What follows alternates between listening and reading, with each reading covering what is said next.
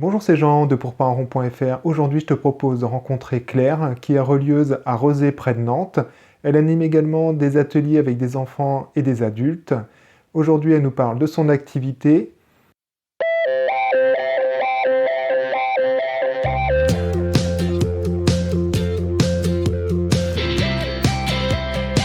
Bonjour Claire, merci beaucoup d'avoir accepté de répondre à mes questions.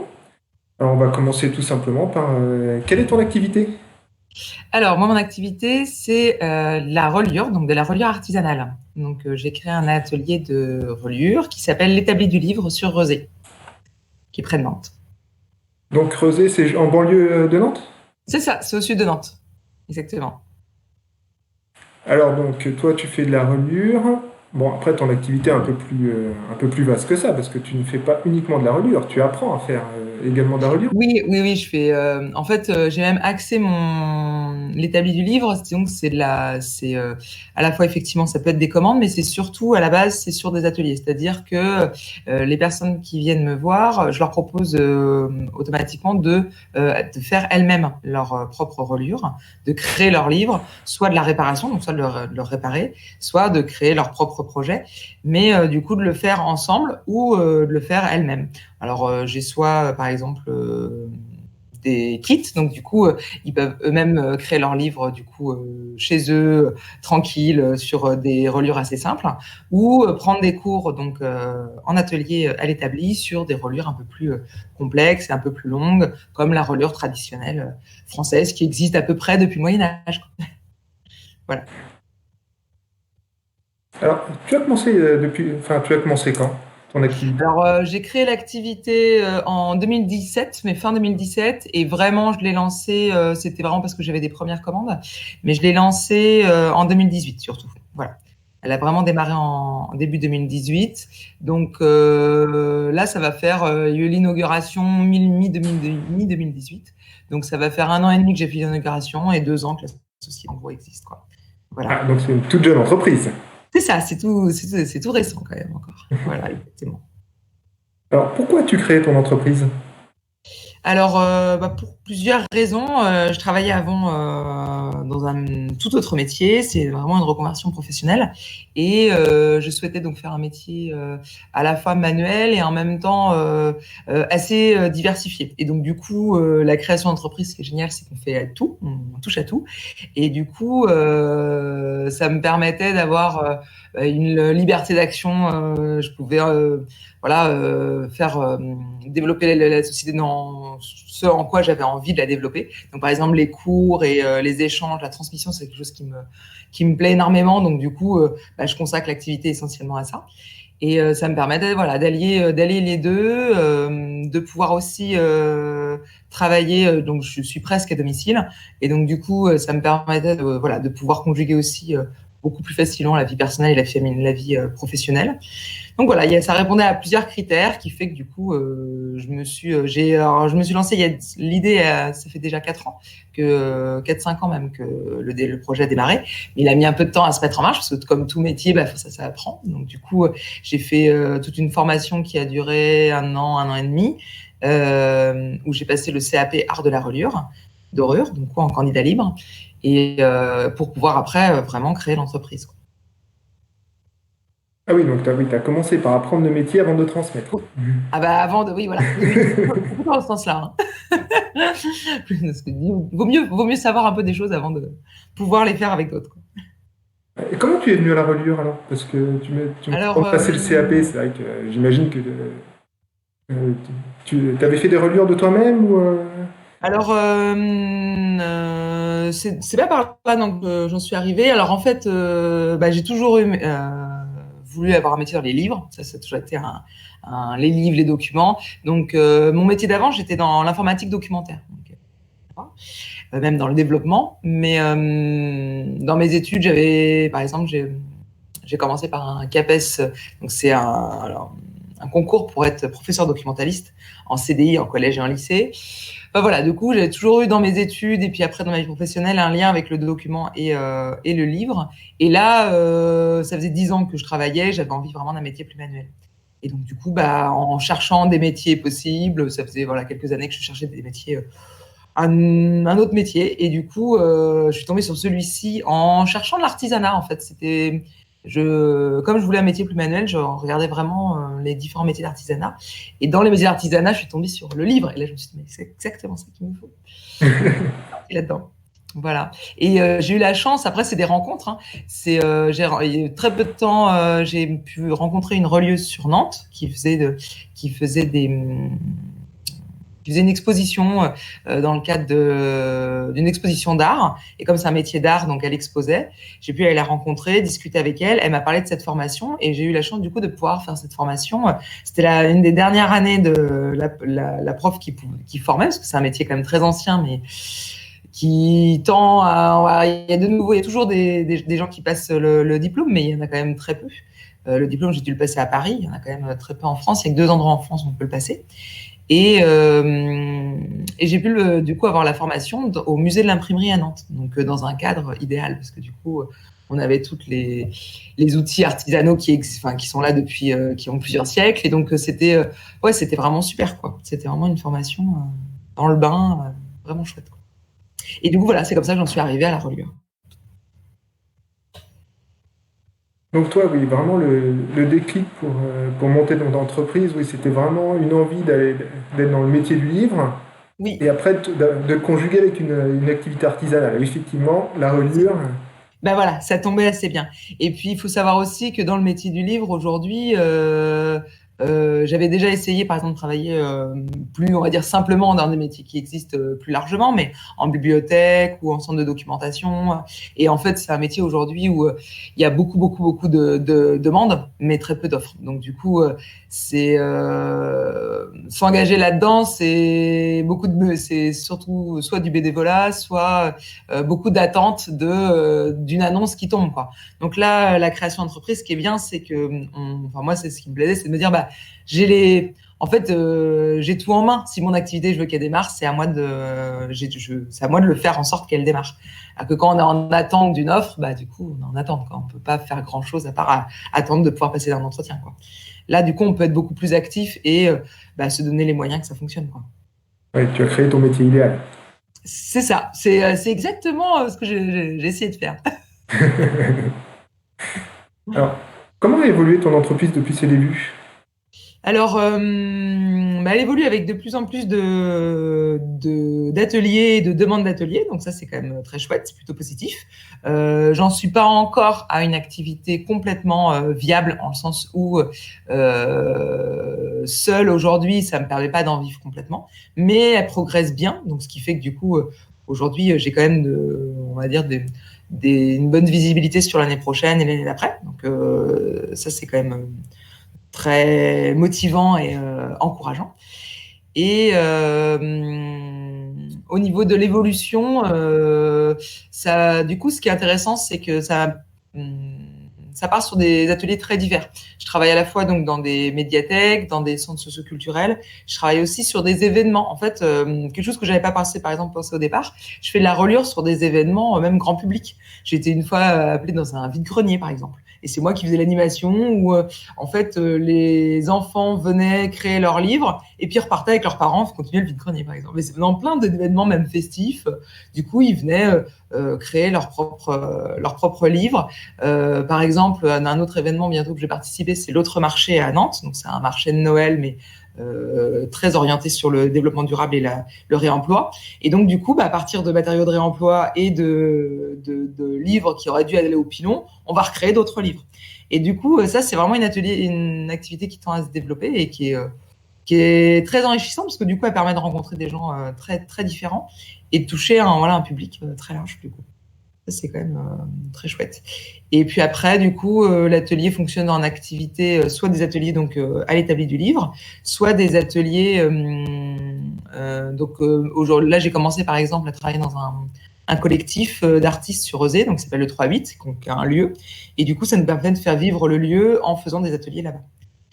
Donc voilà, donc soit quand il y a des groupes ou du monde, du coup, je me déplace. Soit quand il y a 1 ou 2 personnes, du coup, elles viennent à l'atelier et créent leur propre livre ou leur propre réparation de livres, de reliure, comme elles ont envie, quoi. À plusieurs, des fois ça peut être jusqu'à 3-4 ou en individuel. Et ça évolue de plus en plus du coup. Alors, ta première journée en tant qu'entrepreneuse, ça ressemblait à quoi? La première journée en tant qu'entrepreneuse, finalement, elle ressemblait presque à ma première journée d'avant, parce que c'était sur l'ordinateur à essayer de faire de la communication. Parce que voilà, en fait, aujourd'hui, on passe beaucoup de temps, ça c'était un peu frustrant au départ, on passe beaucoup de temps au départ à communiquer. Alors qu'aujourd'hui, je voulais faire de l'artisanat, c'était donc pour passer mes journées dans mon atelier à faire des livres. Et il faut bien commencer par trouver des commandes ou des clients potentiels, des gens qui sont intéressés pour commencer à faire. Donc, du coup, le démarrage a été beaucoup sur de la communication, du démarchage. Une fois que j'avais des supports, que je puisse aller voir des gens pour parler de ce que je faisais. Et j'y allais pas forcément avec beaucoup d'entrain au départ parce que commercial, c'est vraiment pas mon métier. Mais le fait d'en discuter avec plein de monde différents, d'essayer d'expliquer le projet, c'était intéressant quand même. Ça m'a beaucoup aidé quand même parce que du coup, ça m'a permis aussi de voir dans quoi je voulais l'orienter. En fait, à parler beaucoup de ce qu'on veut faire, et du coup, avec les réactions et les retours qu'on a, ça permet aussi d'orienter l'activité, quoi. Ouais, tu t'es confronté au concret. Exactement. C'est ça. C'est-à-dire qu'il y a un monde idéal où on a envie de se dire des choses, puis après, il y a. Alors, en fait, oui, non, ça, c'est pas une bonne idée. Ça va jamais marcher. Ouais, exactement. Tiens, ça me fait penser. Alors, comment présentes-tu ton activité à un total inconnu? Alors, aujourd'hui, donc, je lui présente exactement comme ce que j'ai dit au départ, c'est-à-dire que l'objectif de l'établi du livre, c'est surtout de pouvoir proposer de faire. Donc, c'est de faire vous-même les réparations, de faire vous-même la création d'un livre à partir de vos écrits ou des livres existants. Et évidemment, dans certains cas, quand c'est pas possible, quand c'est trop technique, ou tout simplement des gens n'aiment pas forcément faire eux-mêmes, je peux le réaliser sur commande, mais c'est dans un second temps. Mon objectif, c'est quand même au départ, c'est surtout de pouvoir favoriser, que chacun puisse faire de la reliure de ses propres livres, puisse préserver ses propres livres. Pour éviter de jeter, pour éviter d'avoir des livres qui ont des durées de vie très courtes, alors qu'un livre peut durer dans le temps de manière beaucoup plus longue que tous nos outils numériques. Et voilà, l'idée, c'est surtout d'apprendre à faire pour après reproduire et conserver ses écrits. Ouais, toi, tu es plus dans la transmission du savoir et l'accompagnement que de faire toi-même. Oui, c'est plus mon objectif. C'est plus mon objectif. Alors, d'un point de vue personnel, parce que c'est quelque chose qui me touche à cœur, à la fois dans une démarche de développement durable, dans une démarche de conservation, de préservation aussi de ce qu'on a. Hein. Il y a un côté, on fait attention les livres, comme tout objet, on va faire attention de les conserver, de les faire durer le plus longtemps possible, et puis de les partager. C'est-à-dire qu'un livre peut nous convenir pendant un certain temps et puis après moins, et donc du coup on va le partager. À l'inverse, des écrits qui ont une histoire dans notre famille ou qui ont une valeur sentimentale, des livres du coup on va les conserver et les garder très longtemps. Donc pour toutes ces raisons-là, j'ai voulu donc axer l'établi du livre sur cette direction. Et après il y a aussi une deuxième raison qui est la plus du concret et du réel, qui est qu'aujourd'hui, le métier de relieur d'il y a 30 ans par exemple, c'était essentiellement répondre à une demande administrative. Il fallait relier des écrits administratifs et une demande de bibliophile où il y avait beaucoup de personnes qui souhaitaient qui commandaient des belles reliures pour leur bibliothèque. Et ces personnes-là, aujourd'hui, il y en a très peu et on va dire de moins en moins. Le métier, c'est presque devenu un peu méconnu. Il y a beaucoup de gens qui ignorent tout simplement qu'il existe, autant il existe encore des cordonniers, autant des relieurs. Il y en a beaucoup qui ne savent même plus que ça existe. Et du coup, l'activité sur de la commande, de toute façon, aujourd'hui, n'était pas réaliste, quoi, de toute façon.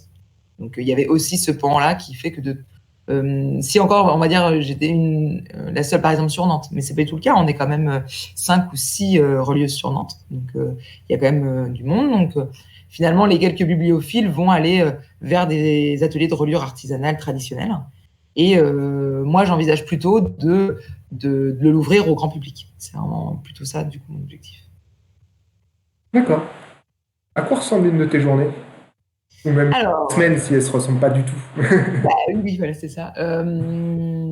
Une journée, on va dire typique, ça va être, je vais commencer souvent par, au départ, par de l'organisation, c'est-à-dire lecture de mails, organisation de la journée, pour voir, bah, prioriser, on va dire les tâches les plus prioritaires, enfin, prioriser les activités les unes par rapport aux autres, en fonction aussi des délais. Par exemple, si quand j'ai des ateliers de prévus, du coup, mes journées, c'est essentiellement la préparation d'ateliers, donc la découpe de carton, la découpe de papier, aller récupérer, parce que je fonctionne beaucoup avec du réemploi, donc aller récupérer les matériaux aux bons endroits pour être sûr d'en avoir assez pour les ateliers. Après, j'ai toujours une partie à un moment du coup toujours de démarchage dans ma semaine. Toujours, j'essaie d'avoir au moins garder un temps pour aller contacter d'autres personnes, présenter mon activité, demander des rendez-vous pour aller leur présenter l'activité. Et puis, j'ai quand même toujours un pourcentage, même si c'est pas donc l'activité que je mets en avant, mais j'ai quand même un pourcentage de commandes. Donc, en ce moment, j'ai soit des reliures d'office notarial, qui sont des reliures de registre, et j'ai quelques reliures de personnes qui m'ont confié des reliures à réaliser. Donc ça, c'est des reliures que j'ai plusieurs mois pour les faire. Donc du coup, ce qui est chouette, c'est que ça me permet que quand j'ai un creux où j'ai pas beaucoup d'ateliers, j'ai pas par exemple, je fais aussi des fois des stands ou des salons pour faire connaître l'activité. Voilà, ces événements-là sont assez ponctuels. Il y a des semaines où il y en a pas du tout. Et quand il y en a pas du tout, du coup, je vais en garder du temps pour faire les reliures qu'on m'a commandées et les livrer dans les temps. Mais sachant que voilà, ce qui est assez confortable dans mon métier, c'est que la notion de délai est assez souple, puisque généralement, quand on a un livre à réparer ou un livre à conserver, on n'est pas pressé, quoi. Ah, il n'y a pas d'urgence. Voilà, il n'y a généralement pas d'urgence. Donc, du coup, ça me permet, moi, pour le coup, d'être très confortable dans mon travail, quoi. De pouvoir l'organiser voilà, suivant l'actualité. Ah, tu n'es pas obligé de faire des gardes de nuit pour de réparation de livres. Exactement. Non, non, non, je n'ai pas l'astreinte non plus. Alors, quelles difficultés tu rencontres? Alors, une des difficultés premières, je rends compte, c'est justement que le métier n'est pas trop connu. Et du coup, même sur des salons, là, par exemple, j'ai fait un salon des loisirs créatifs pendant 4 jours où justement, bah, comme c'était loisirs créatifs, mon objectif, c'était, je faisais des petits kits de livres où on faisait soi-même son livre. Et donc, j'avais fait une table où j'expliquais, j'avais essayé le plus simplement possible et de manière assez ludique, bah, qu'on prenait les papiers, enfin, la couverture, qu'on choisissait son papier, qu'on choisissait le fil, le rivet, l'accessoire qui va bien pour finir le livre, et à la fin, on avait notre livre. Et en fait, je me suis rendu compte qu'il y avait plein de monde qui passait et qui comprenait absolument pas ce que je faisais. Et du coup, ça c'est le plus compliqué, c'est essayer de comprendre, parce qu'évidemment, j'ai demandé à mon entourage, j'ai demandé à plein de monde pour savoir est-ce que c'est compréhensible ou pas. Et en fait, les gens connaissent déjà mon activité, donc du coup, ils comprennent. Mais alors, tous ceux qui ne connaissent pas, justement, eh ben, c'est pas évident. Donc, c'est comment expliquer, comment faire comprendre, voilà, quelle est cette activité. Et du coup, pour que après, par contre, une fois que j'arrive à la faire comprendre, généralement, j'ai des très bons retours. C'est des personnes qui me disent, ah oui, tiens, bah, je pense à un tel qui aime bien les livres, ça serait mon cadeau à lui offrir. Enfin, et je sens que le retour est quand même encourageant, c'est-à-dire que c'est pas, ils comprennent pas et en fait, ça n'a pas d'utilité, mais c'est comment, voilà, expliquer de manière simple et rapide, en fait, rapidement à quelqu'un, voilà, ce que je fais, ça c'est encore quelque chose que je dois travailler. Ça va être une des principales difficultés. Oui, puis après, bah, c'est vrai que ouais, tu rencontres des publics très divers et variés, donc il Oui, faut t'adapter. bah, c'est exactement ça. C'est exactement ça. Alors, qu'est-ce qui te semblait impossible au début et que tu as réussi? Et que j'ai réussi. Alors, impossible au début.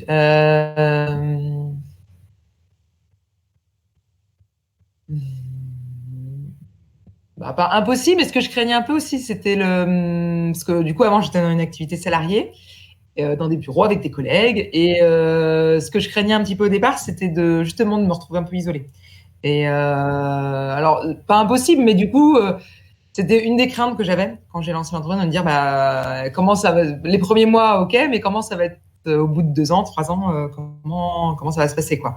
Est-ce que c'est quelque chose qui va me plaire? Est-ce que c'est quelque chose où, voilà, c'était des craintes que j'avais. Et du coup, alors c'est vrai dans le sens où les moments où j'ai que des commandes et que je suis qu'à l'atelier, bah c'est pas évident. C'est pas évident justement de pas avoir beaucoup de collègues, de pas parce que du coup je suis pas dans un atelier parce que pour des questions financières, j'ai créé un atelier dans un endroit où j'avais pas, du coup, j'avais réussi à pas avoir de loyer à payer. Mais idéalement, je sais qu'il y a des regroupements comme des pépinières d'entreprise avec des bureaux. Il y a les mêmes choses pour les artisans ou les artistes. Du coup, ils partagent plusieurs ateliers et puis du coup, ça permet d'avoir une vie d'atelier, ce qui est hyper enrichissant. Mais aujourd'hui, l'activité me permet pas encore de pouvoir passer ça, mais à terme, c'est ce que je souhaite. Parce qu'aujourd'hui, donc du coup, avec les ateliers, ce qui est bien, c'est que du coup, je partage beaucoup, je bouge pas mal, donc du coup, ça me fait moins cet effet-là. Mais tout de même, il y a quand même il y a forcément du temps important à passer seul à l'atelier. Et du coup, je pense qu'à terme, j'aimerais bien quand même que l'activité fonctionne encore mieux et que je puisse être dans ce type d'atelier à plusieurs. En plus, je pense que ça sera très enrichissant. Donc, ça, c'est quelque chose que je vise à terme. Est-ce que ouais, tu penses à t'associer avec un autre lieu? Bah, en fait, non, à m'associer dans un peu comme là, le collectif d'artistes que je connais, mais là, c'est qu'un lieu d'atelier, c'est-à-dire qu'il n'y a pas vraiment, enfin, il y a un ou deux ateliers à l'étage, mais c'est surtout un lieu où on vient faire des ateliers en tant qu'intervenant. Mais ce que je cherche, c'est surtout comme des colocations, en fait. Un grand atelier comme ça existe beaucoup dans les bureaux, comme le coworking, en fait, avec Ouais, je te suis. voilà. Alors c'est très simple quand on a un métier sur ordinateur parce que en gros il suffit de mettre des tables, des chaises, une machine à café et puis un coin de cuisine et ça fonctionne avec le wifi, etc. Autant en atelier on a les machines quoi. Donc du coup il faut quand même chacun un espace. Mais je sais que ça existe et même comme moi je suis sur Rezé, je suis quand même très proche donc de Nantes, ça bouge quand même pas mal. Donc là-dessus, je sais qu'il y a déjà plusieurs adresses qui sont pas très loin où je pourrais m'associer. Mais forcément, même à minima, il faut avoir un petit loyer, quoi. Donc, ça veut dire qu'il faut pouvoir se le financer, quoi. Voilà. Ouais, je te suis. Donc oui, t'es pas loin, mais pas encore. Exactement. Alors, est-ce que il y a un élève de troisième qui vient te voir, il doute sur son orientation. Est-ce que tu lui recommanderais ton métier? Alors, oui, je lui parlais de mon métier on va dire presque avec passion, mais c'est parce que mon métier est vraiment, c'est un métier que j'adore. Donc, d'ailleurs, en parlant de ça, j'ai plusieurs stages de troisième cette année, donc complètement dans le thème. Donc, je vais pouvoir leur montrer le métier et sous toutes ses facettes. Après, leur recommander, oui, sachant que il faut qu'il soit on va dire, il faut que leur dire aussi au départ la réalité de ce métier-là, c'est-à-dire qu'aujourd'hui, il n'y a que 2 formations en France. Donc déjà, il faut avoir le souhait de bouger pour être dans ces 2 formations-là, être pris aussi. Et puis, moi, c'est un métier que j'ai fait en reconversion. Donc, du coup, j'avais déjà plus de 30 ans et j'avais déjà une expérience qui m'a permis de créer l'entreprise. Le faire au tout départ, c'est tout à fait possible. Mais du coup, il faut avoir en tête toute la partie qu'il y a autour, c'est-à-dire que il faut faire de la communication, il faut faire de la partie commerciale, une partie comptabilité. Enfin, il y a vraiment toutes ces composantes-là à prendre en compte, puisque aujourd'hui, on peut faire ce métier via la formation initiale, mais après trouver un atelier de reliure, il y a quand même pas beaucoup de débouchés où on emploie des gens, où ils sont plusieurs. Il y en a quand même très très peu en France. Et donc du coup, la direction qui peut se prendre, c'est plutôt de créer son propre atelier quelque part. Et là, du coup, ça veut dire quand même prendre tout ça en charge. On peut sortir de la formation à partir de 18 ans, même le CAP, même plutôt que ça, même 17. Du coup, faut qu'ils aient aussi tout ça en tête pour se lancer, quoi. Après, il y a là où il n'y a pas de généralité parce qu'il y a des jeunes de 18 ou 20 ans qui sont complètement capables de faire ça et qui ont l'envie et qui se débrouillent parfaitement bien. Donc, juste savoir que voilà, il y a toutes ces composantes-là à prendre en tête, on va avoir en tête. Et après, s'ils veulent se lancer, au contraire, quoi. Je pense que le métier ne demande plutôt qu'à se développer, puisque on pourrait se dire qu'à l'inverse, c'est un métier ancien qui a pas forcément beaucoup d'avenir. Et en même temps, on le voit bien avec l'essor du numérique, le papier se porte très bien, en vrai. Le papier se porte très bien. Il y a quand même beaucoup de livres qui sortent. Il y a de plus en plus de personnes qui écrivent. Il y a de plus en plus de personnes qui éditent. Il y a de l'auto-édition. Donc, la reliure en soi fait partie de ce système-là et avec l'envie aussi de faire soi-même, je pense que c'est quelque chose qui peut complètement, on va dire, évoluer et se développer. Alors après, on va parler de ton nom. Comment as-tu trouvé le nom de ton entreprise? L'établi du livre, j'ai bien cherché. Oui. Bien cherché, mais une fois que je l'ai trouvé, j'étais tellement contente que du coup, je le change pas, même si ça me fait penser à pour pas un rond sur le site. Du coup, le référencement est pas du tout bon. Parce que du coup, donc mon nom, c'est l'établi du livre. Et alors, en cherchant, je voulais absolument le mot livre, parce que comme je le disais, je savais que j'ai vu très vite la difficulté d'expliquer mon métier. Et donc, du coup, si je mettais pas le mot livre dans mon nom, ça allait être compliqué. Parce que j'aurais pu choisir un mot qui n'a rien à voir, par exemple, une image, une évocation, et puis ça fait une marque. Mais en discutant, enfin en voyant bien les retours des personnes, il fallait qu'il y ait le mot. Déjà, c'est déjà pas évident à expliquer comme activité. S'il n'y a même pas le mot livre, ça devient compliqué. Donc il fallait le mot livre. Et puis après, j'ai cherché autour et j'ai cherché quelque chose en lien avec l'artisanat, avec le faire soi-même. Et l'établi, à un moment, ça m'est venu en tête et ça m'a bien parlé. Donc je suis restée là-dessus. Même si, comme je disais, voilà, le référencement, aujourd'hui, on tape dans un moteur de recherche l'établi du livre, eh bien, il y a un livre qui est sorti il y a déjà quelques années, mais qui s'appelle L'établi. Et du coup, il ressort forcément. Donc, c'était pas le meilleur choix. Mais c'est pas grave. Pour mon nom et localement, je suis hyper contente du nom que j'ai du nom. Je trouve qu'il est bien trouvé parce qu'il représente bien ton activité, quoi. Ben oui, voilà, c'était ça qui me parlait. C'est une bonne synthèse, on comprend tout de suite où tu veux en venir. Voilà. Bah, très Le bien. côté, le côté construire son livre, quoi. Enfin, C'est ça. Et comment envisages-tu ta marque? Quand j'ai vu ma marque, bah du coup, je l'ai pas mal travaillé au départ pour avoir justement, je travaillais un logo, pour avoir voilà un support et puis pouvoir utiliser des supports du coup avec toujours un peu la même marque. Aujourd'hui, j'avoue que si je demande aux gens qui m'ont vu plusieurs fois ou qui sont venus à l'atelier et tout, je pense pas que ma marque, on va dire, ait une répercussion ou qu'ils l'aient même remarqué en fait. Je suis même pas sûre, même pas. Je vois, j'ai une enseigne et les gens qui viennent ici, ils voient même pas l'enseigne. Alors qu'ils savent qu'il y a l'enseigne, hein, mais elle fait partie du décor. Donc, ça, c'est quelque chose où j'ai pas franchement réussi à rendre très visible. Après, d'un autre côté, je me dis que comme l'objectif de mon atelier, enfin de l'établi, c'est de faire venir les gens pour qu'ils fassent eux-mêmes. Quelque part, c'est assez intéressant que je projette pas mon univers ou ma marque de manière trop marquée, on va dire, trop visible. Je vois par exemple à d'autres artistes ou artisans qui créent leur univers, on sait que c'était le type. Là, mon objectif, c'est justement aussi que les gens se disent pas, ah bah l'établi, on fait tel type de livre. Bah non, on fait pas tel type de livre. En fait, on prend les matériaux qu'on a et on crée le projet qu'on veut, quoi. Donc du coup, finalement, elle disparaît un peu. Bon, moi au moins ça m'a permis quand je dois faire un support, je gagne énormément de temps parce que du coup j'ai déjà tout calé, donc j'ai déjà les couleurs, j'ai déjà mon logo, enfin voilà, ça me permet d'avoir déjà une charte, on va dire, qui existe et qui me permet d'avoir une cohérence sur le site, sur les brochures, une carte de visite, enfin voilà, ça me permet d'avoir une cohérence un peu partout. Après, je pense qu'elle est elle doit être assez neutre, mais bon. Donc après, toi, forcément, tu dois montrer ce que tu fais. Comment tu prends tes photos? Alors, bah, je prends mes photos. J'avais la chance d'avoir un bon appareil Canon avec un objectif portrait là, donc, qui rend assez bien sur les photos. Et je prends mes photos toujours à l'établi. Et j'ai donc la relieuse. C'est le nom du métier. Alors, certains disent relieur E. Mais moi, du coup, j'ai féminisé. J'ai préféré prendre la partie féminine du nom, donc relieuse. Mais la relieuse veut aussi dire la machine dans le commun.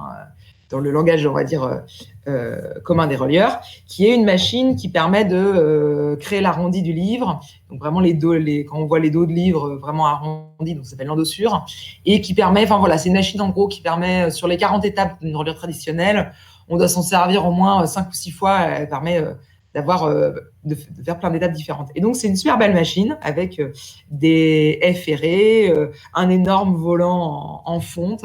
Et donc, du coup, je prends toujours mes photos dessus parce que c'est trop chouette. Du coup, ça rend... la machine valorise automatiquement les livres dessus. Donc, ça rend hyper bien. Voilà. Alors, on va parler de tes clients. Qui sont tes clients? Alors, mes clients sont... alors, j'ai beaucoup de familles avec des enfants à partir de 6-7 ans, parce que du coup, je fais des ateliers parents-enfants. Donc, j'ai pas mal de clients donc, qui sont des familles, du coup, d'Heurezé ou un petit peu autour, quoi. Voilà. Donc, c'est très local. J'ai également donc, une office notariale, des médiathèques, des écoles. Je travaille avec des écoles. Après, j'ai... des adultes de manière de tout âge qui viennent pour restaurer un livre, pour apprendre la reliure, apprendre à faire eux-mêmes. Ça, j'ai vraiment... voilà, alors là, c'est très divers. J'ai pas de catégorie de personnes. C'est des personnes... il y a des retraités, il y a des gens en activité... il y a des gens de tout âge, à partir de 20 et quelques jusqu'à 70 ans. Donc, il y a de tout type de personnes qui ont envie de préserver leurs livres. En fait, ils ont des livres qu'ils veulent absolument préserver, même très peu, souvent un ou deux.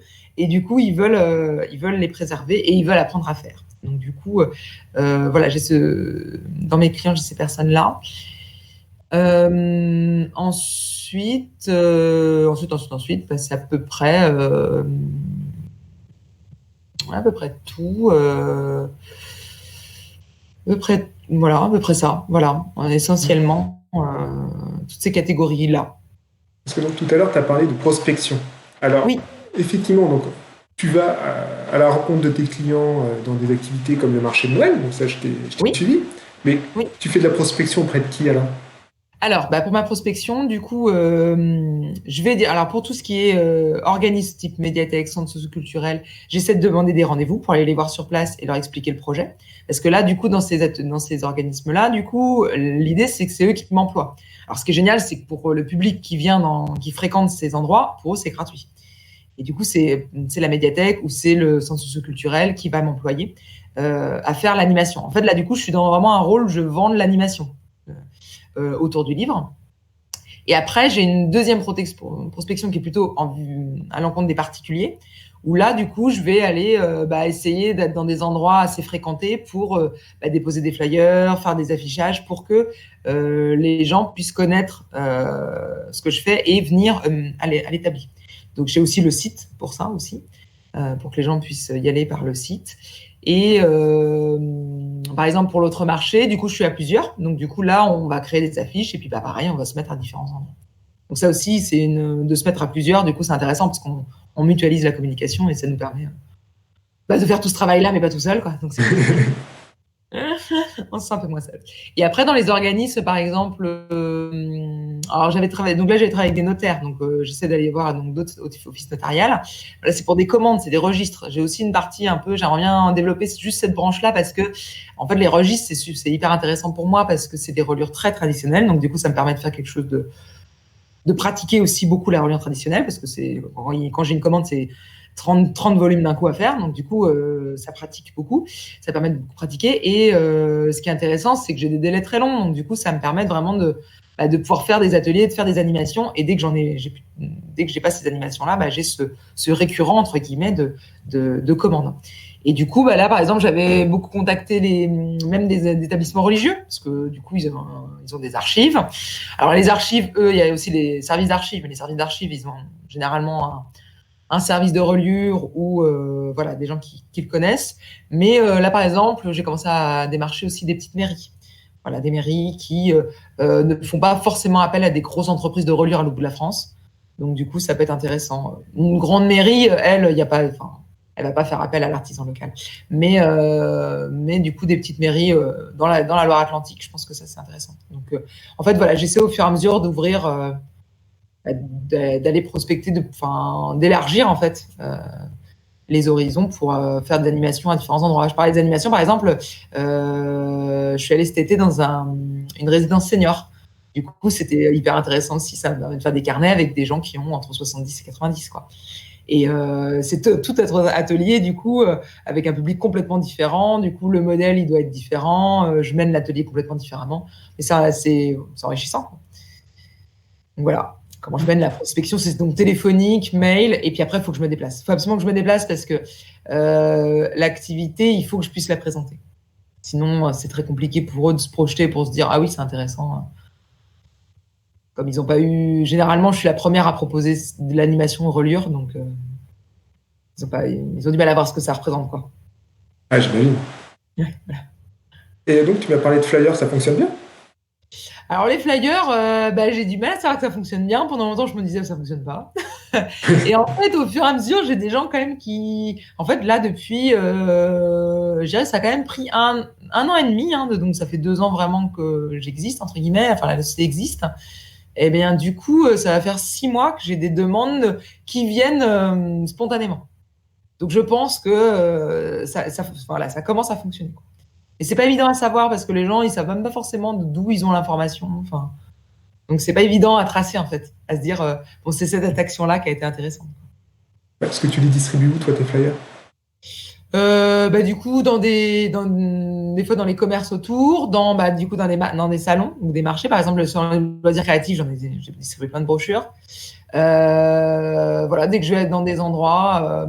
Alors j'ai pas encore fait vraiment. C'est comme c'est un peu particulier, les boulangeries. Enfin, j'ai pas vraiment fait encore les commerces, on va dire complètement de proximité. J'ai axé plutôt les établissements culturels pour l'instant. Mais je me dis que bon, pourquoi pas d'aller. Mais c'est parce que je fais des flyers déjà en une sorte de carton recyclé et du coup, j'en fais pas non plus 15 000, quoi. Je les fais 200 par 200 donc j'évite de les redonner aussi parce que je suis aussi j'aime pas trop, on va dire, le gaspillage de papier. Donc du coup mon idée c'est pas d'en distribuer plein pour qu'il y en ait les 90% à la poubelle, quoi. Donc du coup j'essaie quand même d'en mettre assez peu sur des gens que je sais qu'ils vont pouvoir parler de ce que je fais, quoi. Et pas poser sur une table et que chacun prenne comme il veut, quoi. Donc c'est là où bon, c'est un parti pris. Est-ce que il faudra peut-être le changer, je sais pas. Ah, c'est original. Et c'est toi qui les as conçus, tes flyers? Oui, oui, oui. Du coup, j'ai créé, alors j'ai été accompagnée par la Chambre des métiers de l'artisanat, la CMA de Loire-Atlantique, du coup. Et en fait, j'avais suivi 2 formations, une formation sur une formation commerciale sur 3 jours, et une formation pour créer le logo, créer sa charte graphique. Et donc, c'était super bien parce que ça m'a permis vraiment de finaliser mon logo, de finir les couleurs. Donc, j'ai une charte, du coup, avec les couleurs, le logo. En plus, j'ai mis ça sur des outils gratuits, donc du coup je peux créer mon truc moi-même. Alors c'est très simple, c'est pas digne d'un graphiste, mais bon, ça fonctionne très bien pour ce que est mon atelier, c'est-à-dire un atelier d'artisan. Donc voilà, du coup c'est moi qui l'ai fait moi-même. Ce qui fait que du coup j'ai la main pour dès que je veux modifier quelque chose, je le fais moi-même, quoi. Tu as utilisé quoi comme outil? Alors, j'ai utilisé GIMP, donc c'est un outil libre qui est accessible sur Windows ou Linux. En fait, c'est un peu l'équivalent libre de PenShop Pro, mais en beaucoup plus. L'usage n'est pas forcément hyper simple au départ, mais moi, ce que je voulais en faire, ça marchait bien. Et puis après, pour des choses plus simples, alors parce que j'avais utilisé aussi à un moment Inkscape pour le vectoriel. Et Il est plus compliqué, celui-là. Ouais, celui-là, il est un peu plus compliqué parce que pendant un moment, j'avais tenté de faire comme avant, j'étais en informatique, j'avais tenté de faire des reliures. C'est toujours un projet, mais il est un peu en stand-by pour l'instant, de faire des reliures avec des machines à commande numérique, donc la découpe laser, l'impression 3D.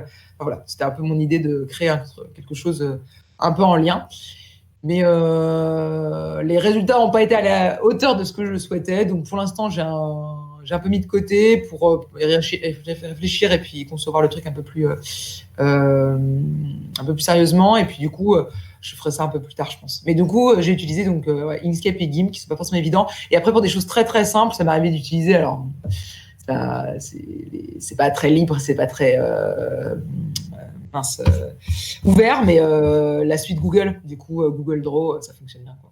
Ah oui. Est-ce que tu as essayé Canva? Non, j'ai pas essayé Canva. Franchement, pour partir de zéro, quand t'es pas graphiste, tu prends ton modèle, tu changes quelque chose. Par contre, c'est vrai que c'est bien d'avoir sa charte graphique, parce que sinon tu utilises la charte graphique, mais tu changes 3 couleurs, tu changes ton logo. C'est vraiment pratique, quoi. D'accord. Pour Bon, bah ouais, l'affiche. en remplacement de Draw, ça peut être une bonne idée. Ouais, et c'est super simple d'utilisation. D'accord. Et oui, bah, tu vois, Inkscape, c'est génial pour faire un logo. D'accord, ça c'est Oui, vraiment un voilà. super. Mais pour faire une affiche, t'en as pour 50 ans, quoi. Ah bah oui, ouais, non, une affiche, c'est pas possible. Mais vraiment, Canva, c'est D'accord.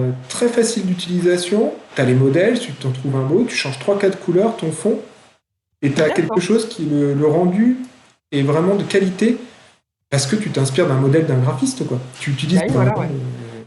Pareil, et nous ne sommes pas tous graphistes. C'est pas C'est toujours ça. simple. Excellent. Donc, tu as construit ton site toute seule? Oui, oui, oui. Alors, enfin, toute seule, oui et non. Bah déjà, à la base, j'étais dans le développement, donc c'était chose qui, du coup, j'ai utilisé, j'étais sur OVH et puis j'ai pris WordPress. Et c'est comme ça que j'ai connu, du coup, pour pas un rond, parce que du coup, en cherchant des tutoriels sur WordPress, comment faire mon site. Et du coup, je l'ai créé, du coup, suite à tes conseils, et puis en le faisant évoluer aussi. Grâce à voilà plein de retours qui m'ont été faits et mon conjoint travaille aussi il est développeur web ce qui a pu m'aider aussi sur certains points même si c'est pas les sites comme ça c'est pas vraiment son métier mais ça m'a donné d'avoir une idée et puis comme mon objectif était quand même d'être très local et d'avoir juste une adresse pour que en fait, aujourd'hui, je pense que mon site sert essentiellement à si jamais quelqu'un a entendu parler de moi et qui me recherche ou qui recherche de la reliure dans le coin, bah du coup il me trouve. Mais je vais pas attirer quelqu'un qui est de l'autre bout de la France ou quelqu'un qui n'a aucune connaissance de mon existence. Il va pas revenir là par un rebond. Je suis même pas du tout sur les réseaux sociaux. Donc aujourd'hui, mon site a vraiment une vocation, on va dire, de rassurer sur mon existence quand même, de dire ah oui en fait il y a vraiment quelqu'un et ah ça elle fait ça quoi. Parce qu'il y a des gens qui du coup ils me prennent à mon jeu et dire j'irai regarder ce que vous faites. Et en fait, je pense que ça sert à ça. Ça permet d'avoir quelque chose qui présente ce que je fais sans avoir à me parler presque. Mais bon, il y a des gens qui préfèrent presque voilà, aller regarder tranquillement eux-mêmes, se faire leur idée avant de me contacter. Voilà. Ouais, je te suis. Puis après, c'est vrai que oui, c'est un élément de réassurance aussi, quoi. Bah, c'est ça. Ouais, ouais, ça Ouais. permet de se dire quand on voit qu'il n'y a rien, on fait oula, mais en fait, ça existe vraiment ou... Bah, du coup, ça pose question en fait. C'est fou, hein, mais il y a une vraie identité numérique. Et si on Oui. l'a pas, bah voilà. Et puis, si tu as besoin de voir tes réalisations, c'est comme le meilleur moment C'est de ça. les présenter parce que là, tu Oui. vois concrètement ce que tu peux faire, ton atelier sans avoir besoin de se déplacer. C'est ça. Et ce que je dis, c'est que des fois, on en revient à un paradoxe, c'est-à-dire quelqu'un qui m'a dit ça, par exemple, je repense au salon de loisirs créatifs, quelqu'un m'a dit ça, la personne était devant moi. Elle était devant moi, il y avait tous les livres, il y avait moyen que je lui parle librement de mon activité. Et en fait, elle a pris la brochure pour dire, j'irai voir ce que vous faites. Et là, sinon, on peut en parler maintenant, mais non, non, voilà. Je pense qu'il y a des gens qui préfèrent vraiment. En fait, ils ont un peu peur d'être happés, je pense, commercialement parlant. Et Ouais. du coup, ils préfèrent se faire leur idée, quoi. Ce qui se comprend, hein. Ce qui se comprend complètement. Après, c'est peut-être aussi un moyen de botter en touche. Aussi. Ouais. Exact. Alors, toi, j'ai vu que tu as créé une fiche Google My Business. Oui, oui, oui, j'ai créé ça. Et, Alors, bah, du coup, c'était sous les conseils de la Chambre des métiers, et puis à la base. Et en fait, il y a quand même beaucoup de gens qui utilisent le moteur de recherche Google. Et comme du coup, en plus, il y avait le livre, l'établi, qui était tout le temps là, c'était intéressant que j'ai au moins une page là-dessus. Et comme je vise le côté local, le fait qu'il soit relié à Google Maps, c'est hyper intéressant. Donc là-dessus, du coup, je me suis dit, bah, je vais au moins faire ça. Et du coup, quand je dis je fais pas de réseaux sociaux, j'en fais pas, mais du coup, je fais quand même au minimum de temps en temps des posts sur cette page-là. Donc ça me permet d'avoir peut-être du coup, quand les gens font une recherche en Google, du coup, peuvent me voir et ils peuvent voir le post en question. Et ça va venir rebondir sur mon site. Donc du coup, ça c'est voilà, ça me permet d'avoir ce petit truc-là en plus, quoi. est-ce que tu as vu des gens arriver avec leur téléphone chez toi en étant dirigés grâce à la recherche locale? Alors non, non, les gens n'ont pas, j'ai pas vu des gens arriver directement. Après, je vois dans les stats de Google qu'il y a des gens qui ont utilisé l'itinéraire, enfin, qui ont regardé, voilà. Après, je pense plutôt que ça permet moi de se rendre compte pour des gens qui habitent vraiment dans le coin, de se rendre compte, ah oui, il est situé là, l'établi, et du coup de me situer un peu plus au niveau de Rosé, quoi. Mais après, moi, c'est peut-être pour ça que je trouvais ça intéressant, c'était de pouvoir être situé sur une carte, quoi. Après, les gens n'ont pas utilisé directement l'itinéraire via GPS. Enfin, j'ai pas eu l'impression, quoi. En tout cas, ils m'en ont pas parlé, quoi. Carrément. Peut-être qu'en fait, ils l'ont utilisé, ils m'ont pas dit, pas dire qu'en fait, ils connaissaient pas bien le coin, quoi. Donc, toi, tu proposes l'abonnement à une newsletter sur ton site. Oui. Est-ce que ça fonctionne bien? Alors, via le site, pas du tout. Je dois avoir depuis, ça fait maintenant 6 mois enfin 6 mois, un peu plus de 6 mois que c'est en ligne, hein. Même ouais, presque une année, hein, je crois que c'était début 2019. J'ai dû avoir 1 ou 2 personnes qui viennent via le site. Après, ma newsletter, par contre, ça fonctionne bien que j'ai des gens qui la lisent, beaucoup l'ouvrent, certains cliquent même sur les liens, donc ça, c'est chouette. J'utilise du coup Mailchimp pour ça. Et ça fonctionne très bien. J'ai des très bons retours. Là, j'ai encore une personne, là, justement, au salon, là où j'étais pendant 4 jours, une personne qui est venue au salon parce que j'ai dit dans ma newsletter que j'étais sur ce salon-là, qui était venue d'ailleurs à un autre événement aussi et qui apprécie beaucoup le contenu. Donc, je suis assez contente voilà, pour l'instant, ça fonctionne quand même pas trop mal. Les gens, du coup, se désabonnent pas. Voilà. Donc, je pense que ça participe au bouche à oreille. Après, j'envoie une lettre que tous les 2 mois. Donc, j'axe plutôt sur le contenu, mettre des choses avec un peu de qualité et dire voilà ce que je fais à l'établi, les commandes en cours, je mets des photos je mets toujours un article sur une reliure particulière. Donc, je pense que ça participe à faire connaître la reliure, donc c'est intéressant. Après, via le site, non, je pense qu'elle est pas bien. Je l'ai mis en fait dans la page d'accueil tout en bas. Je pense que bon, il y aurait moyen de la mettre mieux. Réfléchissez à comment la valoriser un petit peu plus, quoi. Et tu partages quoi dans ta newsletter? Donc, tu as dit, tu essayes à chaque fois de proposer un type de reliure différent? Ouais, voilà, une reliure particulière. Ce que je fais, les travaux en cours et les dates des prochains ateliers ou les prochains endroits où on peut me voir, quoi. Voilà. Et c'est ce que tu partages sur ton blog aussi? Oui, c'est un peu une redite, mais comme mon blog va avec le site et n'est pas forcément très fréquenté et plus là oui, il y a bien des choses. Du coup, la newsletter, elle, pour le coup, je pense, est un peu plus lue et du coup, je renvoie ça me permet aussi de mettre, de pas faire une newsletter trop longue. Enfin, déjà, elle est quand même longue, mais de mettre en partie les choses et de renvoyer vers le blog, si besoin, quoi. Voilà. Ouais, super. Est-ce que tu es présente sur les réseaux sociaux? Pas du tout. À part, voilà, la page Google My Business où je mets des posts. Moi, ça s'apparente à du réseau social. Voilà. Ah oui, c'en est très proche, hein. Voilà, c'en est très proche. Donc, du coup, je fais ça. Mais aujourd'hui, je suis pas du tout sur les réseaux sociaux.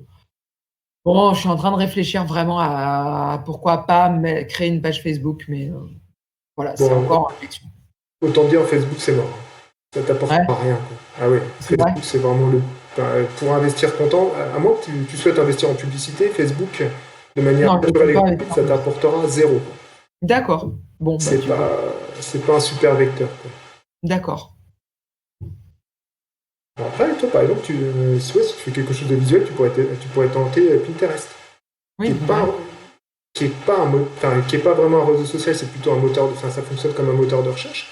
Mais c'est vrai que si tu fais quelque chose de visuel, ce qui est le cas pour toi, oui, tu peux présenter tes créations, je pense que tu pourrais trouver une petite audience sur Pinterest. D'accord. Bah oui, pourquoi pas. Après, moi, c'est vraiment pour des ateliers, alors je sais pas trop. Sur Pinterest, moi, je connais plutôt par d'autres types de réseaux, notamment la couture. Il y a beaucoup de choses sur la couture. Et les gens sur Pinterest, ils cherchent des vidéos ou des tutos ou des choses en ligne, quoi. Et du coup, de là à voir des choses et se dire, tiens, je veux un atelier, je sais pas trop si ça fonctionnerait, quoi. Du coup, je pensais à Facebook parce que je pensais à des événements. Parce que c'est pareil, le côté visuel, j'ai des consoeurs, du coup, en reliure, qui sont plutôt sur Instagram. Du coup, parce qu'elles montrent vraiment visuellement des belles photos. En fait, Instagram, c'est des belles photos. Donc, du coup, elles montrent des belles photos. Mais c'est parce que leurs clients, c'est beaucoup des artistes ou des bibliophiles. Et donc, du coup, c'est une expertise et ça se doit d'être hyper esthétique. Donc du coup, ça fonctionne bien. C'est pour montrer vraiment le côté métier d'art et ça fonctionne bien pour ça. Mais moi, mon objectif, comme à la base, c'est de toucher un peu tout le monde et venir faire. En fait, je sais pas trop. C'est pour ça que du coup, j'étais partagée. Et comme en plus, je veux pas investir vraiment beaucoup de temps, parce que déjà à la base, je suis pas du tout réseau social. Je veux être sûre de m'investir dans un quoi. Ouais. Ouais, pas de 15 quoi. Ouais, tu as peut-être plutôt intérêt effectivement de. Ouais. Ah, Pinterest, ça amène du trafic sur le site, donc ça, c'est un avantage. D'accord. Instagram, autant ça peut te permettre de promouvoir ta marque, mais pour Ouais. diriger du trafic, c'est un peu plus compliqué. Ouais. Après, c'est aussi trouver ce qui te fait plaisir et effectivement pas y passer des heures, quoi. Bah, Parce que c'est c'est pas ça. ton but, toi. C'est ça. Et pourquoi tu parlais du coup de Facebook, c'était mort? Parce que du coup, moi, pour le coup, chaque fois qu'il y en a qui m'en parlaient, alors soit pareil, des artisans ou des créateurs qui font des ateliers, du coup, que je rencontre dans les endroits où je fais des ateliers, ils parlaient vraiment de celui-là. Alors bon, ils disaient qu'il y en avait certains que ça leur a amené des gens quand même un peu dans les ateliers, quoi. Bah, en En gros, local. ouais, bah, j'imagine bien. Donc par exemple, toi sur Facebook, si tu as 300 ou 400 fans, Ouais, quand tu vas publier quelque chose, il va y avoir 5 à 10% des gens au maximum qui vont voir ce que tu fais. d'accord. Et donc Ouais. forcément, tu vois, je veux dire, tu atteins vraiment très très peu de personnes. Alors, les personnes que tu Bah as, oui. ça peut être super, mais à moins d'avoir une communauté absolument incroyable, Oui, non, ça sera jamais le cas. voilà. Parce que tout simplement, ils vendent de la pub. Oui, Donc si tu d'accord. veux toucher cette communauté-là, bah, avec quelques euros, effectivement, tu peux le faire, mais si tu n'investis pas, bah, Facebook va dire, je vois pas pourquoi on travaillerait gratuitement pour toi, quoi. Oui, bah oui, c'est ça. Ouais, bien sûr. Une petite entreprise commerciale, quand même. Oui, une petite entreprise commerciale. Ouais, mais tout à fait. Ouais, je comprends bien. Et est-ce que tu as bénéficié d'une couverture presse, toi? Alors oui, j'ai pu être un peu dans la presse. J'ai même pas mal d'articles, c'était chouette. Parce que du coup, il y a 2 ans, j'ai participé au tout début du coup, j'ai participé à des marchés de Noël. Alors bon, pour le coup, qui m'ont pas, enfin, ça n'a pas été intéressant pour moi parce que justement, comme je fais les carnets en fait, les livres que je fais, finalement, ça fonctionne pas trop sous forme de marché de Noël dans le sens où le prix on va dire, c'est pas assez rentable, c'est-à-dire que le prix de fabrication d'un carnet est largement supérieur au prix qu'on peut mettre dedans. Donc du coup, le temps passé est trop long, quoi. Et du coup, par contre, maintenant, ce que je fais, c'est plutôt en kit, c'est-à-dire que du coup, on fait un livre à offrir, mais faut le faire soi-même, quoi. Alors que du coup, je passe pas le temps à le faire. En fait, moi, je passe du temps à préparer les matériaux et à mettre le tuto avec, mais c'est tout. Et du coup, là, par contre, avec ces événements-là, j'avais eu des articles dans Ouest France et Presse Océan, qui sont les deux journaux locaux, en locaux et puis même un peu plus que ça. Ouest France, c'est quand même assez tout le Grand Ouest. Mais du coup, ça, c'était pas mal. Et puis, j'avais pu être dedans aussi dans des événements, voilà, dans des événements que j'avais pu participer. J'avais eu un petit peu d'articles de presse. Donc ça, c'était quand même assez chouette. Voilà, j'ai eu quelques articles. Après, on va revenir sur ton site. Est-ce que ça t'amène des clients? Le site en lui-même, alors oui, par exemple, là, j'ai un client qui me demande des réparations sur ses livres, qui veut pas les faire, qui veut pas les faire, donc il me les fait faire. Et il était venu parce qu'il avait regardé vraiment les différents relieurs et relieuses sur Nantes. Et mon site lui avait plus plu que les autres, quoi. Donc voilà. Ça m'a ramené. Bah, celui-là a pu me dire si, c'est votre site qui a fait que j'ai vu que vous travaillez avec les enfants. Moi, j'avais des albums pour enfants. Et donc, du coup, ça lui a plus plu de venir travailler avec moi. Donc, du coup, je pense que ça reflète quand même un peu. Et en fait, le site ne sert pas à m'attirer des gens, mais il sert que si les gens cherchent, bah, du coup, ça leur donne une idée de ce que je fais, quoi. Ça, c'est pas mal. Est-ce que tu suis ton trafic? De temps en temps, mais pas souvent. En plus, le problème, c'est que donc moi, je suis hébergé sur OVH, et du coup, les stats d'OVH, comme, alors c'est moi, j'ai pas regardé, mais j'ai pas réussi à paramétrer pour enlever tous les robots. Du coup, c'est pas du tout réaliste pour l'instant. Je sais pas encore trop là-dedans quels sont vraiment les visiteurs, quoi. Parce que du coup, je sais que les chiffres sont pas du tout en relation avec vraiment des gens derrière. Ah, donc t'as pas installé Google Analytics, par exemple? Bah, si, je l'avais installé pendant un moment, mais si, je l'ai. Mais les chiffres étaient pas en relation parce que pendant un moment, par exemple, j'avais énormément de visiteurs, alors qu'au final, je sais qu'il n'y a pas tant de monde que ça qui y va. Donc, du coup, je t'avoue que pendant un moment, quand je travaillais vachement sur mon site, je suivais ça de manière assez fine. Et maintenant, beaucoup moins. Là, je suis vraiment dans la production, dans le démarchage, plutôt aller voir les gens, mais que à suivre vraiment sur le site, quoi. C'est en tout cas actuellement l'actualité, je regarde pas trop ça, quoi. Mais faudrait que je le regarde un peu plus parce que c'est toujours intéressant pour savoir ce qui, bah, si voilà, je sais je sais qu'il y a des gens qui y vont, je sais qu'on peut y arriver et que quand les gens y vont, ils trouvent à peu près ce qu'il faut. Après, il y aurait toujours moyen de l'optimiser, quoi, d'améliorer, quoi. Donc, du coup, il faudrait que je prenne du temps pour ça. Bah, après, toi, t'as pas besoin non plus de Bah, l'optimiser pour toucher les Canadiens, par exemple. c'est ça, ça n'a aucun intérêt même. Parce que bon, une personne au Canada, le jour qu'elle franchit le seuil de ton atelier, tu seras super surprise. C'est ça, exactement. C'est pour ça que du coup, je vise plutôt une com locale et mon site est plus là en termes de, comme mon enseigne, est plus là comme une vitrine, quoi. Une vitrine qui bouge un peu pour montrer quand même que ça existe toujours. Il y a beaucoup de petites entreprises qui coulent, donc du coup, bah, il faut quand même montrer que non, il y a quand même une activité. Ils peuvent contacter, il y a quelqu'un derrière, mais c'est tout, quoi. Je n'investis pas plus que ça. Ouais, parce que par exemple, toi, sur ta page d'accueil, pour que ce soit référencé, parce que donc, tu me parlais de ça, que tu es arrivé deuxième sur ton, enfin, deuxième ou troisième sur ton propre nom.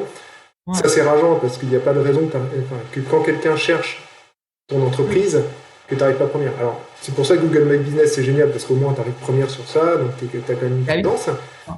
Mais je pense que c'est lié au fait que tu as très peu de texte sur ta page d'accueil.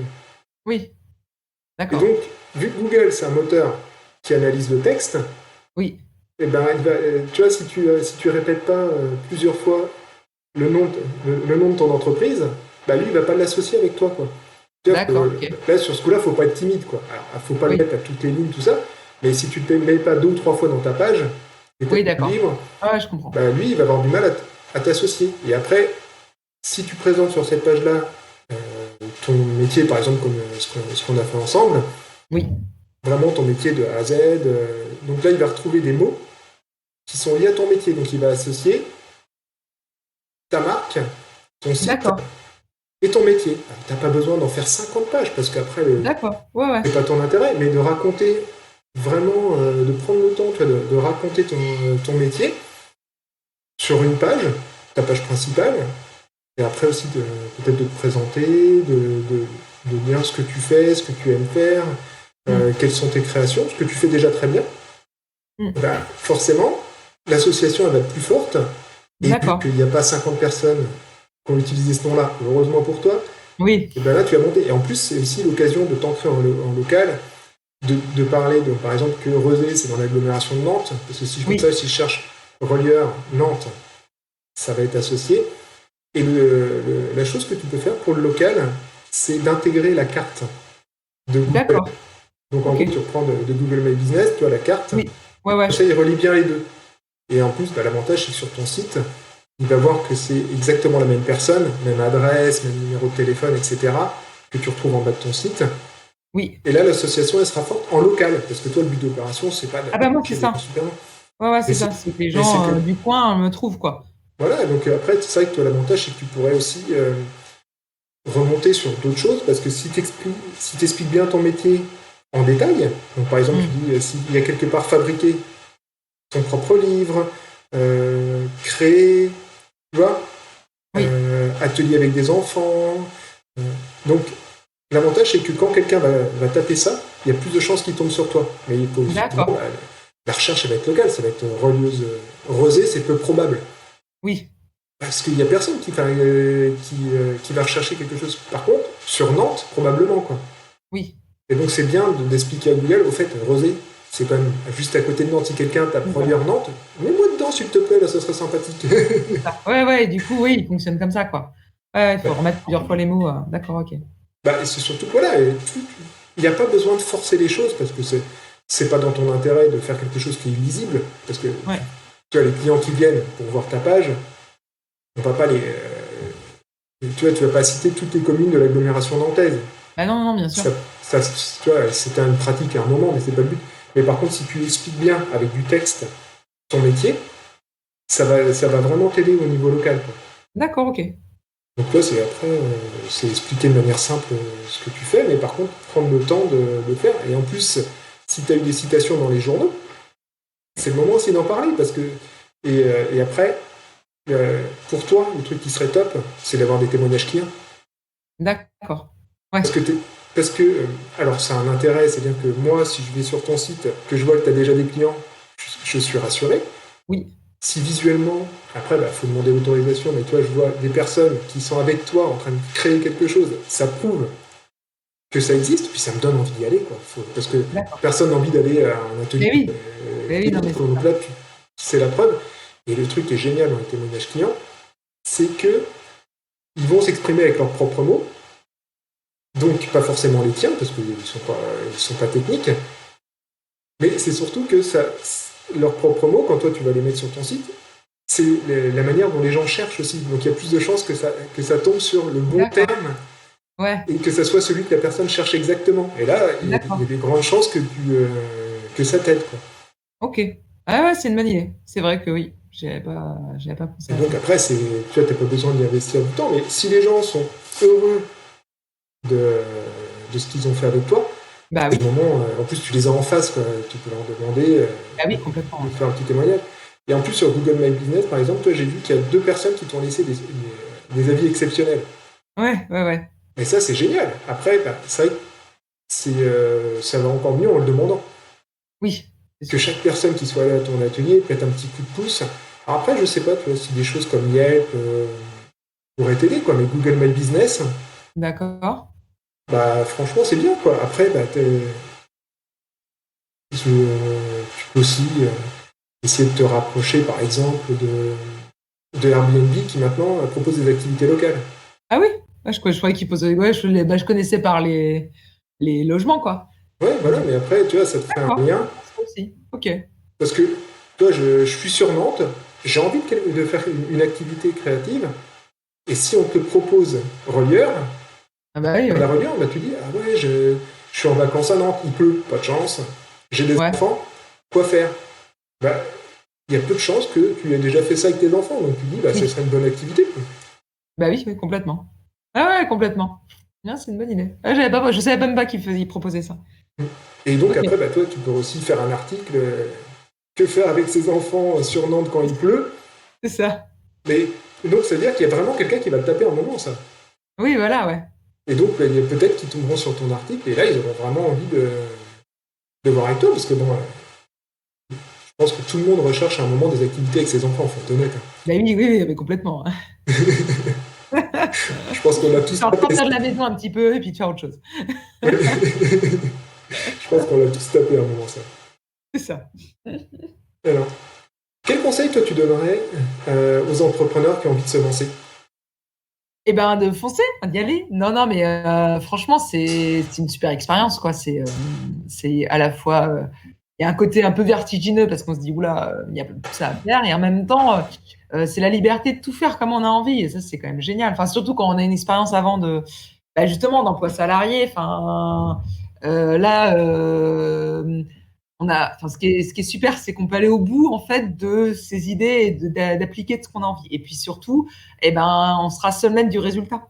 Donc, quelque part, on peut confronter, de se dire, tiens, ça, je sais que ça a marché, ça, j'aimerais bien le faire, etc. Dans une société, du coup, soit des fois on peut les lancer, soit des fois on peut pas forcément les lancer, on est très dépendant d'autres gens. Là, du coup, on peut mener tout comme on a envie et voir le résultat, et si ça fonctionne pas. Et après, modifier quand on veut. Et ça, c'est quand même une liberté qui est quand même très chouette, quoi, de pouvoir vraiment mener une activité comme on a envie de la mener d'un bout à bout. C'est quand même super, quoi. Après, bien sûr, les contraintes, c'est que du coup, il y a des fois des tâches qu'on n'a pas forcément envie de faire et qui sont pas du tout notre métier au départ, et du coup faut se les faire aussi, quoi. Mais je trouve que dans l'ensemble, enfin moi après c'est très personnel, hein, mais c'est quelque chose qui me plaît énormément de pouvoir et puis en fait de pas être en attente de quelque chose, d'être hyper actif, de dire si je fais rien, il se passe rien, quoi. Voilà. Et puis du coup, si je veux que quelque chose soit fait, je suis pas en attente de quelqu'un pour pouvoir le faire, quoi.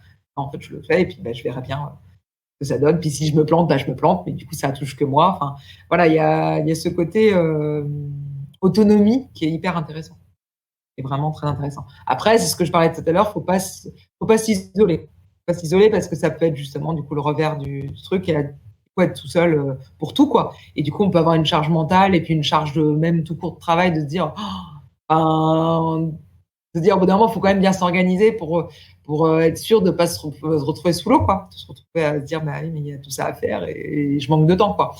Donc c'est pour ça que soit pouvoir voir d'autres. Enfin moi j'ai toujours, dès le début je me suis entourée. Je suis pas du tout réseau, donc du coup j'ai pas cherché partout de réseau, mais j'ai cherché des lieux où je pouvais faire mes ateliers. Du coup je suis avec d'autres, de pouvoir partager, d'être en confrontation avec d'autres personnes assez régulièrement pour pas se retrouver du coup tout seul vraiment à être un peu trop isolé, quoi. Attention à ça, quoi. Je suis. Quelle est la leçon la plus importante que l'on t'ait transmise? Plus importante qu'on m'ait transmise. C'est là où ça m'a vraiment marqué, c'était j'ai fait une formation à la Chambre des métiers de l'artisanat sur être à l'aise dans la relation commerciale. Et dans cette formation, il nous a vraiment parlé du fait que moi, je faisais partie des personnes qui ont un a priori assez fort sur le commercial et qui du coup n'aiment pas trop ça parce que j'aime pas le commercial au sens négatif du terme où on se dit on va me vendre un truc, et du coup je me vois déjà que moi en tant que client j'aime pas ce genre de choses. Alors du coup je me dis mais là je suis en tant que c'est moi qui dois vendre, ça va être horrible, quoi, parce que il y a une tendance forcément à minimiser le prix, à minimiser ce qui doit être fait, parce que de l'autre côté je me dis j'aimerais pas en fait. Et la leçon qu'il nous avait donnée, c'est ne vous mettez pas dans le portefeuille de vos clients. Et ce qui est tout à fait vrai, c'est-à-dire que, en fait, je me suis rendu compte des fois, à tort, après de me dire, mais là, je me suis mis à la place de la personne un peu trop. C'est-à-dire, je me suis dit, moi, qu'est-ce que je ferais si j'étais à cette place-là? Alors qu'en fait, déjà, j'y suis pas.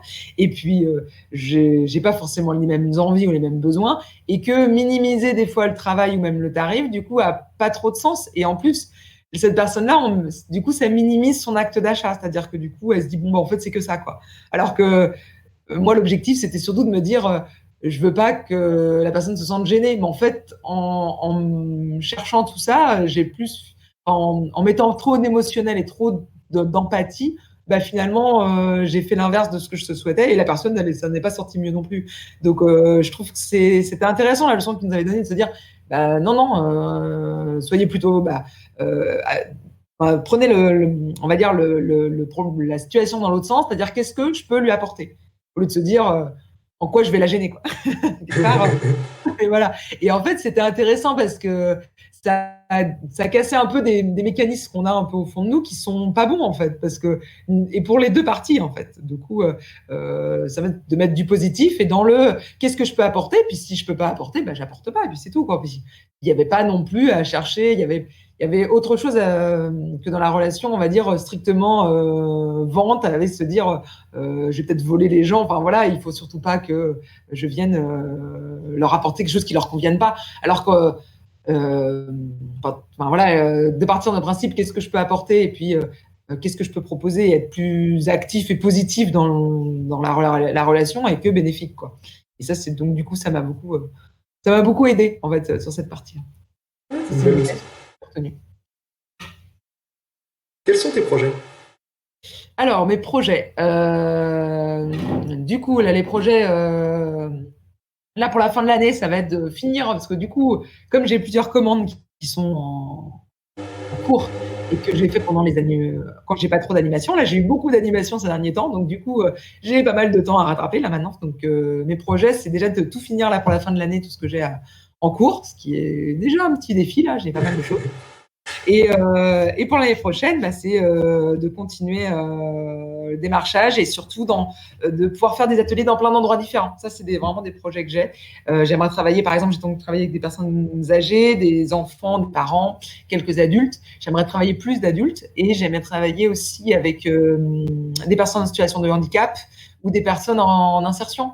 Parce que je me dis que du coup, c'est une activité artisanale, ça permet, c'est accessible à tous. Et on peut la travailler pour qu'elle devienne vraiment un vecteur de plein d'apprentissages autres et d'un lien entre les gens qui font l'atelier. En plus, comme on fabrique un livre, on fabrique pas n'importe quel objet. C'est pas une sculpture, c'est pas un tableau. Et un livre, c'est aussi une relation entre celui qui l'écrit et celui qui le lit. Donc du coup, je me dis, il y a quelque chose à travailler. J'aimerais vraiment faire des projets qui ont un peu plus de sens, des ateliers qui ont un peu plus de sens.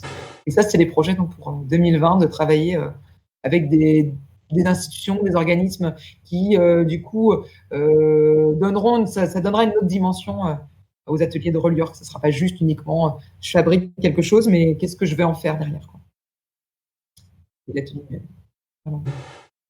Pour conclure, quel sujet nous n'avons pas abordé et dont tu souhaites parler? Alors, on a parlé de plein de choses, du coup. Si, sur le fait que, peut-être on n'a pas parlé du tout de ça, mais on parlait par rapport aux auto-entrepreneurs, ceux qui créent des micro-entreprises. Moi, je voulais rappeler, parce que ça m'a quand même marqué, que c'était hyper simple administrativement parlant. On n'en est pas. Et en fait, on peut se lancer assez facilement. Et que si on est artisan, alors après, je sais que sur les autres branches de métier, la chambre de commerce ou les autres organismes sont là, mais moi, la chambre de métier, ça m'a vachement aidé. Et du coup, finalement, là où je m'attendais à ce que ce soit quand même un peu complexe de créer son entreprise, ça me paraissait quand même un projet assez fou. Et ben finalement, ça se fait avec des étapes, ça se fait quand même assez relativement bien. Et que finalement, en France, où on est habitué aussi à des lourdeurs administratives assez conséquentes sur plein de choses, voilà, généralement dans notre vie de tous les jours en tant que citoyen, et ben là, assez exceptionnellement parlant, c'était assez simple. Et ça, c'était super bien. C'est une très très bonne surprise de pouvoir, voilà, on peut créer finalement moi mon atelier d'artisan assez facilement. J'ai eu des aides très vite sur des formations, voilà, pour le commerce, pour la compta, pour plein de trucs. Donc ça, c'était quand même très chouette. Voilà. Ça, je voulais communiquer là-dessus parce qu'on communique souvent sur le parcours du combattant, sur des démarches pour faire pas mal de choses en France. Là, c'était quand même bien chouette de pouvoir être accompagné et de pouvoir créer finalement, que chacun puisse créer finalement son projet assez facilement et avoir une visibilité aussi, ça c'est la chambre des métiers de l'artisanat, mais avoir une visibilité sur est-ce que mon projet a un sens ou pas aussi, quoi. Ça permet de pas aussi de se planter et partir dans tous les sens. Donc j'ai trouvé ça vraiment très bien. C'est vrai que c'est bien aussi de souligner quand les choses fonctionnent, quoi. Exactement, on est souvent à dire quand ça marche pas, alors qu'il faut dire aussi quand c'est bien et que c'est chouette et que du coup ça permet et que c'est assez facile. Du coup, on le dit pas beaucoup, donc je trouve ça intéressant de dire que voilà, on peut se lancer, quoi. Et en plus, on pouvait même se lancer avec une activité salariée à côté. Donc ça, c'est quand même super pratique parce que ça permet de se dire, je vois un peu mon projet. Si on a une entreprise où on arrive à avoir un temps partiel, c'est encore plus top. Ça permet de le lancer un peu en temps réel. Et du coup, après, se lancer complètement si on veut, quoi. Ou le laisser en activité complémentaire si on le souhaite. C'est super, quand même, de pouvoir faire ça. Merci beaucoup, Claire, de m'avoir consacré du temps. Écoute, de rien, c'était avec plaisir.